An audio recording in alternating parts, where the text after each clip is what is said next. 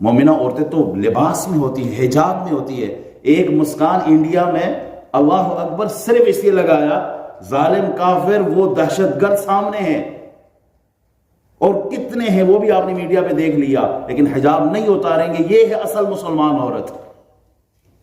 اور ایک ہماری وہ بہنیں بھی ہیں مسلمان جو ٹک ٹاک پہ ناچتی بھی ہیں، گاتی بھی ہیں، بے شرمی اور بے حیائی کے کام بھی کرتی ہیں اس لیے کہ ہم مشہور ہو جائیں.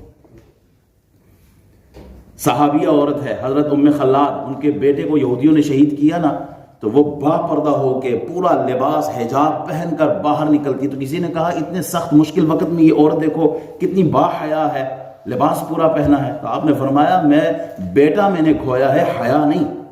بیٹا میرا فوت ہوا ہے، ایمان نہیں. یہ تھی وہ اصل اسلام کو ماننے والی، اسلام پر چلنے والی. ایک عورت آتی ہے، یا رسول اللہ مجھے مرگی کا دورہ پڑتا ہے، میرے لیے دعا کریں. حضور فرماتے ہیں کہ صبر کر لو جنت مل جائے گی.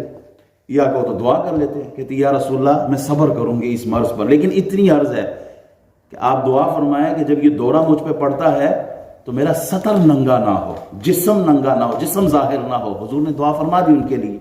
یہ تھی وہ مسلمان عورت، بیماری کی پرواہ نہیں، اپنے ستر کی پرواہ ہے، اپنے جسم کی پرواہ ہے، اپنی عزت کی پرواہ ہے.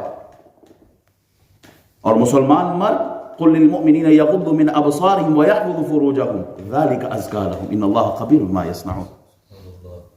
مومنوں، مردوں، یہ مومن مردوں سے، مجھ سے اور آپ سے کلام ہے، نظریں جھکا کے چلو. جب ملک شام فتح ہو رہا تھا نا، حضرت عمر بن خطاب نے جب فوج بھیجی تو وہاں کے جو عیسائی پادری تھے انہوں نے اپنے جو لیڈرز تھے ان سے کہا کہ مسلمان جہاں سے آ رہے ہیں ان راستوں میں لڑکیاں کھڑی کر دو، لڑکیاں کھڑی کر دو، اور ان راستوں پر سونا چاندی مال یہ دولت بچھا دو.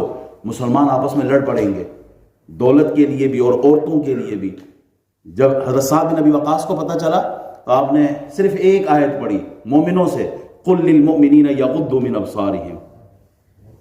لو ایو گیاز، آپ اپنی نظریں نیچے رکھو اور اپنے پرائیویٹ پارٹ کی حفاظت کرو، یہی تمہارے لیے بہتر ہے. مسلمان فوج وہاں سے گزری، کسی نے آنکھ اٹھا کر کسی عورت کی طرف نہیں دیکھا. یہ تھے وہ اصل مسلمان جن کے سینوں میں اسلام تھا، جن کے چہروں پر اسلام تھا، جن کی نظر میں اسلام تھا، جن کے دل میں اسلام تھا. آج اسلام ہمارے ساتھ بھی ہے لیکن ہم صرف نام کے ہیں، وہ کام کے تھے.